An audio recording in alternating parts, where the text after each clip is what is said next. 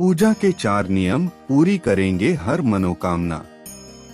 पूजा तो अमूमन हम सभी करते हैं, लेकिन क्या आप पूजा के सही नियमों को जानते हैं? क्योंकि कोई भी कर्म बिना जानकारी के गलत तरीके से करने पर आपको हमेशा गलत परिणाम देते हैं।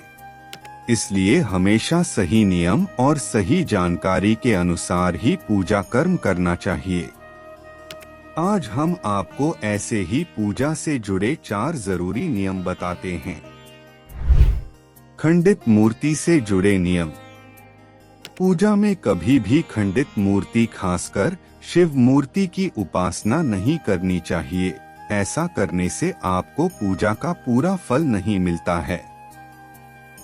लेकिन खंडित शिवलिंग की पूजा की जा सकती है।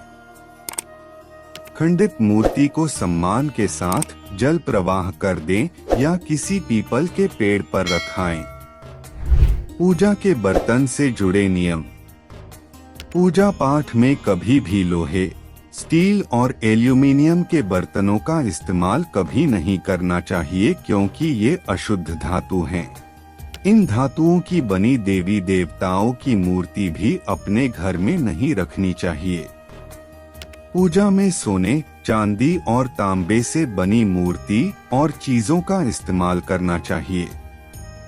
ऐसा माना जाता है कि यही 3 धातुएं ऐसी हैं जो कभी भी अपवित्र नहीं होती हैं।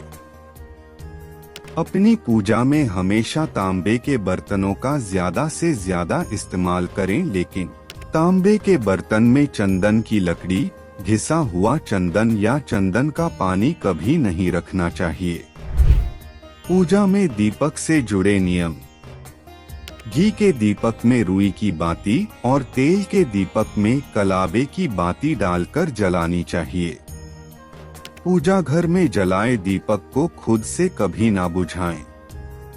पूजा में दीपक अगर जमीन पर रखकर जलाना पड़े तो पहले जमीन पर एक चावल की ढेरी रखें और फिर उस पर दीपक रखें। दीपक कभी भी जमीन से स्पर्श नहीं होना चाहिए।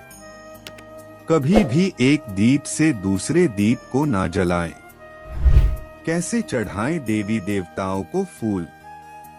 देवी देवताओं को फूल चढ़ाते समय डंठल के साथ ही फूलों को अर्पित करना चाहिए।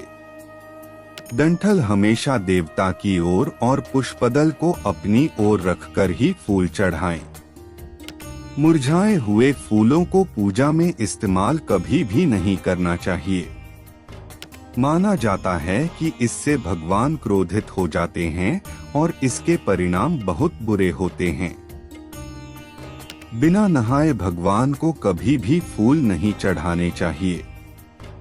भगवान को चढ़ाए फूलों को पहले सूंघना नहीं चाहिए। सिर्फ ताजे दिखे फूलों को किसी बर्तन में रखकर भगवान को अर्पित करना चाहिए।